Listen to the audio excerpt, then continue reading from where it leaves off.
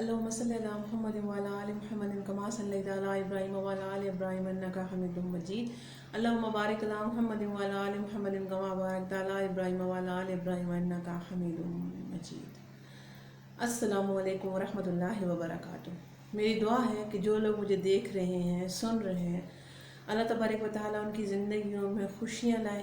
اللہ تبارک و تعالیٰ ان کو سکون، چین، امن، پیار، محبت والی زندگی عطا کرے. اللہ تبارک و تعالیٰ سب کی دلی حاجات اور خواہشات کو پورا کرے. آمین ثم آمین. آج میں اپنے حوالے سے چھوٹی سی آپ سے بات شیئر کروں گی کہ جو ہم لوگ درود شریف پڑھتے ہیں. جب ہم لوگ درود شریف پڑھتے ہیں تو اس کی جو فضیلت ہوتی ہے وہ کیا ہوتی ہے. خیر یہ تو ماشاءاللہ الحمدللہ سب کو پتہ ہے کہ درود شریف کی کتنی فضیلت ہے اور اس کی کتنی برکات ہیں، اور اس کو پڑھنے سے آپ کے کام حل ہو جاتے ہیں. اس کو اگر پڑھ کے دعا مانگی جائے تو دعا پوری ہو جاتی ہے. جیسے کہتے ہیں کہ دعا جو ہے وہ جب پہلے درود شریف پڑھا جائے، پھر دعا مانگی جائے، پھر بعد میں درود شریف پڑھا جائے، تو وہ دعا جو ہے وہ یہ سمجھے کہ ایک ٹفن میں پیک ہو گئی ہے.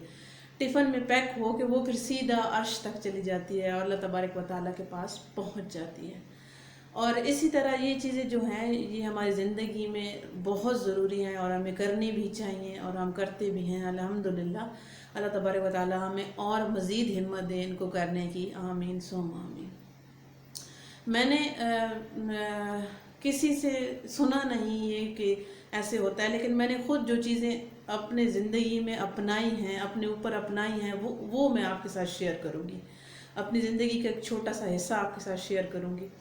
وہ یہ کہ مجھے جب لگتا تھا کہ مجھے وامٹ آ رہی ہے، تو خیر وامٹ ایک حصہ ہوتا ہے ہماری بیماری کا. کچھ بیماری ہمارے ایسے ہوتے ہیں جراثیم ہوتے ہیں، وہ نکلنا ضروری ہوتے ہیں. لیکن کبھی کبھار ایسے ہوتا ہے کہ وامٹ بغیر کسی وجہ کے آپ کو آ رہی ہے. ٹھیک ہے، آپ سفر میں ہیں، آپ گاڑی میں سفر کر رہے ہیں یا ویسے آپ کو. تو مجھے نا جب وامٹ محسوس ہوتی تھی نا کہ میرا ہارٹ کا آپریشن ہوا نا، تو اس کے بعد مجھے ڈاکٹروں نے کہا کہ آپ نے کوشش کرنی ہے کہ آپ کو وامٹ نہ آئے. ٹھیک ہے. تو جب مجھے وامٹ محسوس ہوتی تھی کہ مجھے وامٹ آنا شروع ہونے لگی ہے یا مجھے محسوس ہو رہا ہے کہ آ رہی ہے، تو میں کیا کرتی تھی، میں نا درود شریف پڑھنا شروع کر دیتی تھی. یا پھر میں اپنے محمد کا نام یا اللہ یا محمد یا اللہ یا محمد یہ تسبیح پڑھنا شروع کر دیتی تھی. کیونکہ مجھے لگتا ہے اور ایسے کہ جب بندہ اپنے زبان سے، اپنے منہ سے محمد کا نام لیتا ہے نا، صلی اللہ علیہ وسلم نام لیتا ہے نا، تو اس کی کبھی زبان میلی نہیں ہوتی. یہ ایک شعر بھی ہے نعت کا کہ محمد کا نام لینے سے زبان میلی نہیں ہوتی. لیکن میں نے جب یہ سن رکھا تھا تو میں یہی کام کرتی تھی، اور جب میں یہی کام کرتی تھی تو آپ یقین مانیں کہ مجھے وامٹ نہیں آتی تھی. مجھے محسوس ہو رہا تھا کہ مجھے وامٹ آ رہی ہے، آ چکی ہے، مطلب ایسے، لیکن مجھے کبھی وامٹ نہیں آتی تھی. یہ میرے اللہ کا ایک خصوصی کرم تھا میرے اوپر. اور میں آپ کے ساتھ زندگی کا واقعہ شیئر کرتی ہوں. تھوڑا چھوٹا سا واقعہ ہوا تھا میرے ساتھ. ابھی تو چھوٹا ہی لگتا ہے، جب انسان کے اوپر آ جاتا ہے پھر بہت بڑا لگتا ہے. اللہ تبارک و تعالیٰ سب کو آزمائش سے جو ہے جب اللہ گزارتا ہے تو اس کے پیچھے بھی اللہ تبارک و تعالیٰ کا کوئی راز چھپا ہوتا ہے. اللہ تبارک و تعالیٰ سب کی زندگیوں کو آسان کرے. آمین ثم آمین. کہ مجھے نا ہارٹ پرابلم ہو گئی تھی، اور جب مجھے ہارٹ پرابلم ہوئی تو میرے سانس بند ہونا شروع ہو گیا نا. ایسے سانس بند ہوتا تھا، میں لیٹ نہیں سکتی تھی، میں سو نہیں سکتی تھی.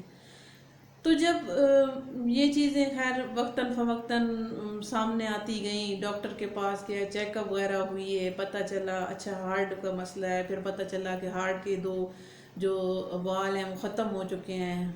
ٹھیک ہے. اور کوئی ایک شہرہ جو ہے وہ بھی چھوٹی ہے، وہ بھی ڈلنی ہے. تو مطلب بہت بڑا جو ہے نا وہ مسئلہ سامنے آ گیا تھا کہ بہت بڑا ہے.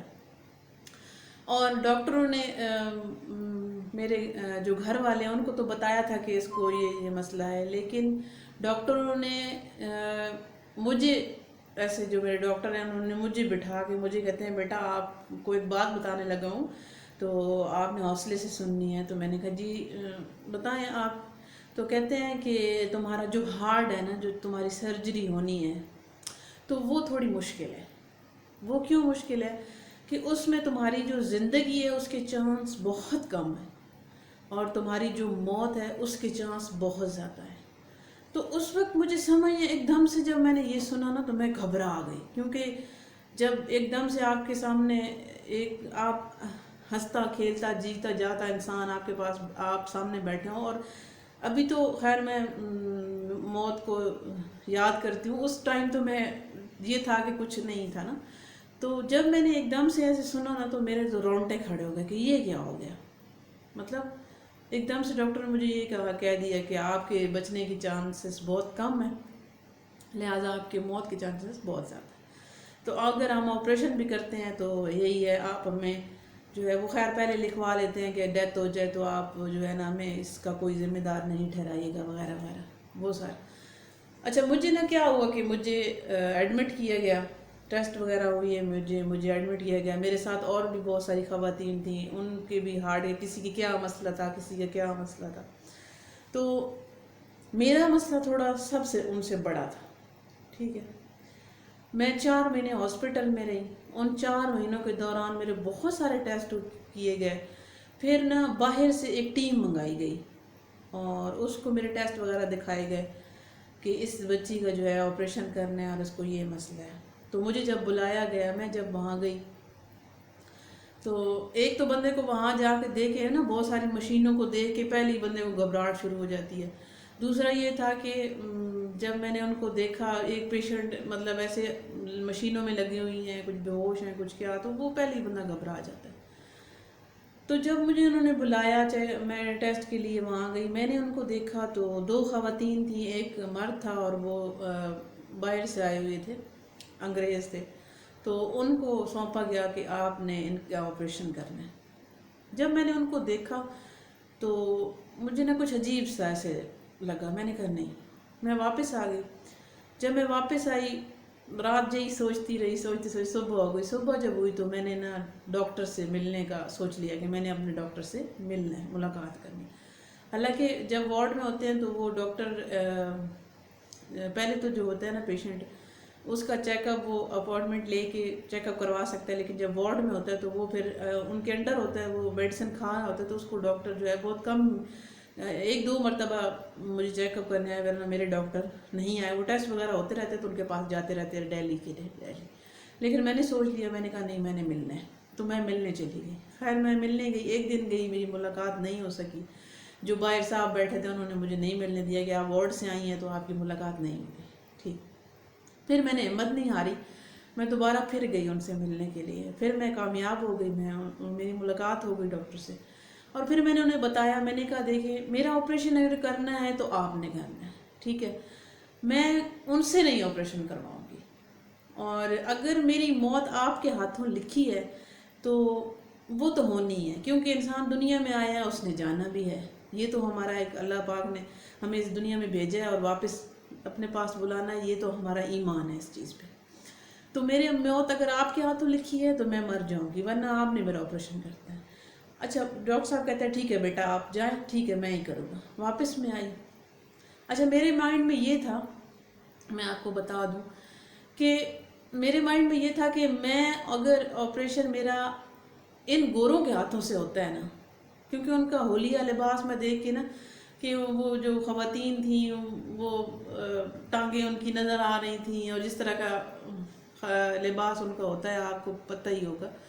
تو میں نے ان کو دیکھ کے میرے دل میں ایک خیال یہ ایک ہی آیا کہ دیکھیں اگر تو میرا آپریشن میں یہاں کے ڈاکٹر کرتے ہیں، ایک مسلمان کرتا ہے نا، تو وہ سب سے پہلے اگر آپریشن کرے گا تو وہ سب سے پہلے اللہ کا نام ضرور لے گا، ٹھیک ہے، کیونکہ بسم اللہ الرحمن الرحیم پڑھنے کے بغیر علاوہ تو کوئی بھی مجھے نہیں لگتا کہ کوئی ہاتھ لگاتا ہوگا، ٹھیک ہے۔ اگر یہ لوگ کرتے ہیں، یہ بھی انسان ہی ہیں، یہ بھی ایک انسان کو ٹھیک کرنے کا ہی ہے، لیکن یہ بسم اللہ نہیں پڑھیں گے، یہ اللہ کو یاد نہیں کریں گے۔ تو لہٰذا مجھے اپنے ڈاکٹر اگر مجھے میرا آپریشن کریں گے، زندگی موت اللہ کے ہاتھ میں ہے، لیکن مجھے میرے اپنے ڈاکٹر آپریشن کریں گے تو وہ بسم اللہ ضرور پڑھیں گے، اللہ کا نام ضرور لیں گے۔ تو مجھے یہ چیز تھی۔ خیر اللہ کا شکر ہے، الحمدللہ میرے اپنے ڈاکٹروں نے ہی میرا آپریشن کیا اور وہ کامیاب ہو گیا، اور پھر اس کے بعد لمبی ایک تھا کہ میں بے ہوش رہی، پھر اس کے بعد دعائیں وغیرہ کی گئیں. جب میں ہوش میں آئی تو میرے ڈاکٹر مجھے کہتے ہیں کہ آپ کا جو آپریشن ہے وہ ایک ہمارے لیے چیلنج بن گیا تھا، اور اس میں کامیابی ہمیں جو ملی ہے نا، ہم سوچ بھی نہیں سکتے. اور جو آپ کے آپریشن کے دوران ہوا نا، وہ پہلے کبھی کسی پیشنٹ کے لیے نہیں ہوا. تو آپ کو کسی کی دعاؤں نے بچایا ہے، اور یہ بات الحمدللہ ٹھیک ہے. جب مجھے پتہ چلا کہ مجھے ہارٹ پرابلم ہے، تو میں نے جب میری زندگی، ڈاکٹر نے بتایا کہ آپ کی موت زیادہ ہے اور زندگی کم ہے، تو مجھے یہ لگا کہ میں نے ابھی تک اپنی زندگی میں کچھ نہیں کیا. میں نے اپنی زندگی میں کچھ ایسی نیکی کی کام نہیں کیا جو میں اس دنیا سے لے کے جا سکوں. تو پھر میں نے اپنے اللہ کا نام لیا اور اپنے پیارے محبوب صلی اللہ علیہ وآلہ وسلم جو ہیں ان کا تعریف کرنا شروع کر دی، نعت خوانی شروع کر دی. تو وہ جب میں نے کی تو میرے پورے جو علاقے میرا ہے اس میں الحمدللہ سب نے مجھے بہت پیار دیا، بہت عزت دی، اپریشیٹ کیا. تو پھر ان سب کی دعائیں تھیں میرے ساتھ، وہ سب لوگ میرے لیے دعا کر رہے تھے. جس دن میرا آپریشن تھا اس دن جمعۃ المبارک کا دن تھا، اور میرے لیے اتنی دعائیں کی گئیں کہ مجھے بعد میں مطلب لوگوں نے بتایا، مطلب ایون کہ مسجد میں جب لوگوں نے جمعے کی نماز پڑھی، اس کے بعد امام صاحب نے میرا نام لے کے سب سے دعا فرمائی. جو ہمارے علاقے کی مسجد ہیں سب مسجدوں میں، اور مجھے مطلب وہ چیز، مطلب الحمدللہ اللہ کا شکر ہے کہ میں سمجھتی ہوں کہ میں اس قابل ہی نہیں ہوں کہ مجھے یہاں تک وہ کس لیے، وہ میرے پیارے آقا صلی اللہ علیہ وآلہ وسلم کی تعریف کے صدقے ہوا، ان کے نام کے صدقے ہوئی. اچھا، جب مجھے آپریشن کے لیے لے کے جا رہے تھے نا، تو پہلی وارڈ میں مجھے بیڈ کے اوپر ہی مجھے انہوں نے نا بے ہوشی کا انجیکشن لگا دیا تھا کہ یہ سو جائے گی، مطلب نیند کا انجیکشن لگایا تھا کہ یہ سو جائے گی تاکہ اس کی ہارٹ بیٹ جو ہے وہ بڑھے نہیں، کیونکہ وہ دیکھ کے وہ لگتا ہے نا بندے کو ایسے عجیب سا. تو مجھے بالکل نیند نہیں آئی، میری بالکل آنکھیں بند نہیں ہوئیں مجھے جب لے کے گئے. لیکن ایک تھا کہ میں نے خود ہی اپنی آنکھیں بند کی ہوئی تھی اور میں نے درود شریف کا ورد شروع کیا ہوا تھا. میں درود شریف پڑھ رہی تھی. مجھے کچھ پتہ نہیں تھا کہاں لے کے جا رہے ہیں، مجھے کون ملنے آ رہا ہے، مجھے کون مل رہا ہے، میں کیا ہوں، کون ہوں، مروں گی جیوں گی، کچھ پتہ نہیں تھا. صرف مجھے یہ پتہ تھا کہ بس میرا اللہ ہے اور میں اپنے نبی پہ درود پڑھ رہی ہوں، بس درود پڑھ رہی تھی میں. اور آپریشن جب تک میں بے ہوش نہیں ہوئی، میں ہوش میں تھی، تب تک میں درود شریف پڑھتی رہی. اور اتنی اس کی فضیلت ہے اور اتنی اس کی برکات ہے کہ اسی درود شریف کے صدقے اللہ تبارک و تعالیٰ نے مجھے شاید نئی زندگی عطا کر دی، اور میں آج آپ کے سامنے ہوں. تو اتنی فضیلت ہے میرے پیارے آقا صلی اللہ علیہ وسلم پہ درود بھیجنے کی، ان کا نام لینے کی، ان کا میٹھا میٹھا نام لینے کی بہت ہی زیادہ فضیلت ہے. اللہ تبارک و تعالیٰ ہم سب کو ہر وقت ہماری زبانوں کو درود شریف پڑھنے کی ہمت، طاقت عطا فرمائے. اللہ تبارک و تعالیٰ ہم کو سیدھے راستے پہ چلنے کی توفیق عطا فرمائے. اور اللہ تبارک و تعالیٰ جو لوگ بیمار ہیں، ہاسپٹلوں میں ہیں، ان کی سب کو صحت اور شفا والی زندگی عطا فرمائے. اللہ تبارک و تعالیٰ ہر مشکل سے ہر مسلمان کو بچائے. اللہ تبارک و تعالیٰ